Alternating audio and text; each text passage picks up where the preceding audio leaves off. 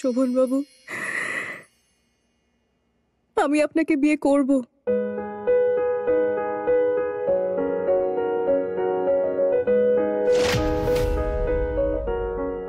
এবার আর আমাদের কোনো বাধা থাকবে না। পুরো মন দিয়ে শ্রদ্ধার সঙ্গে আমি সমর্পণ করব নিজেকে।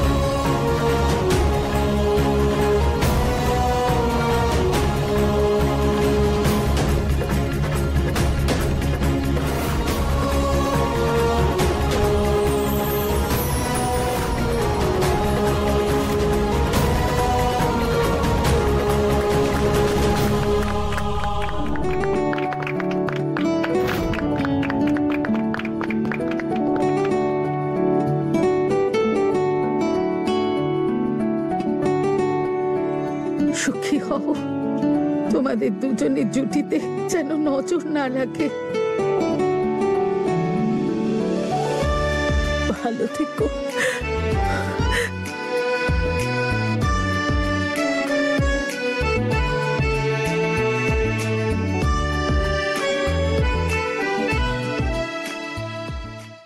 নাদু ভাই, এবার চলো, দিন শেষ হতে চললো, এখনই চাঁদ উঠবে।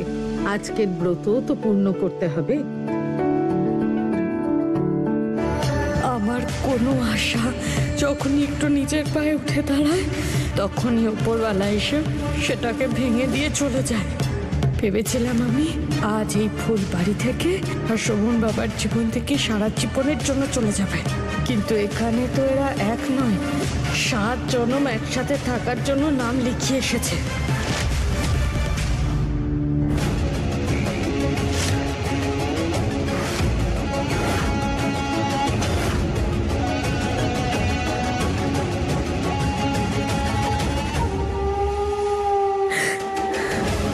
অজয় বাবা, তুমি তুমি জেল থেকে পালিয়েছো? এখানে কি করছো?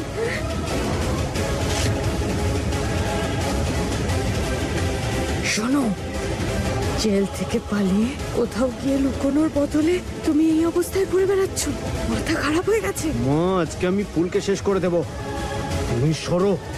আরে কোথায় যাচ্ছ? মা, যেতে দাও আমাকে। আবার ধরা পড়তে চাও না তুমি? চলো আমার সাথে, ঘরে চলো, চলো।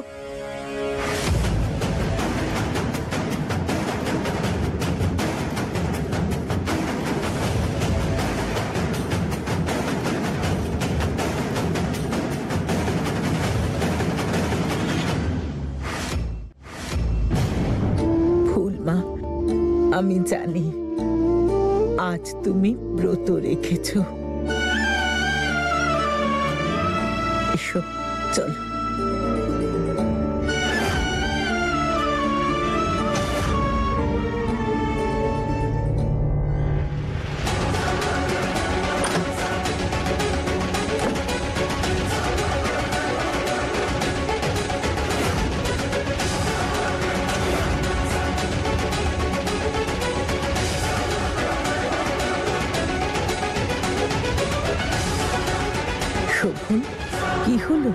দাঁড়ালি কেন? কিছু না। আয়।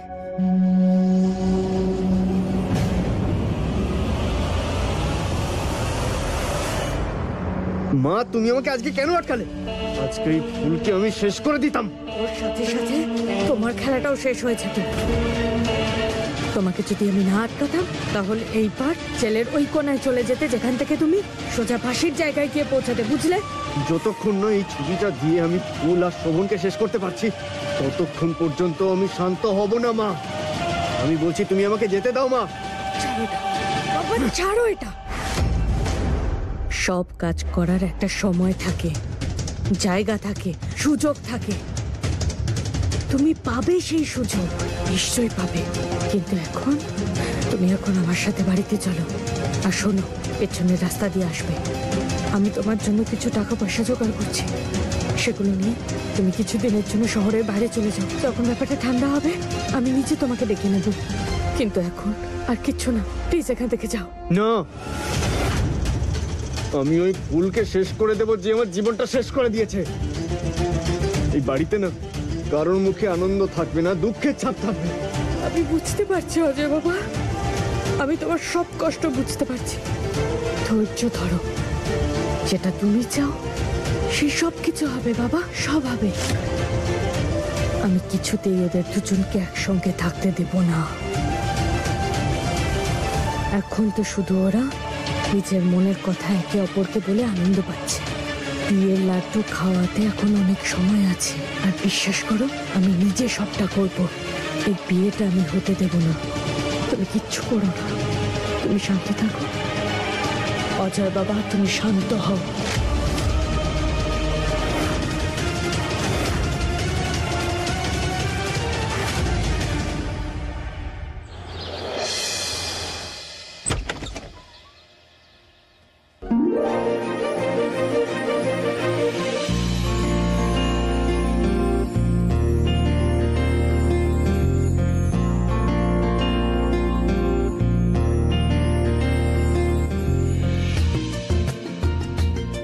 মা ঠাকুরন, এসব কালকে তো তোমাদের বলেই দিয়েছিলাম, তোমাদের সিদ্ধান্ত ঠিক করবে যে বিয়ের জন্য ঠাকুরমশাইকে ডাকতে হবে নাকি আলাদা হওয়ার জন্য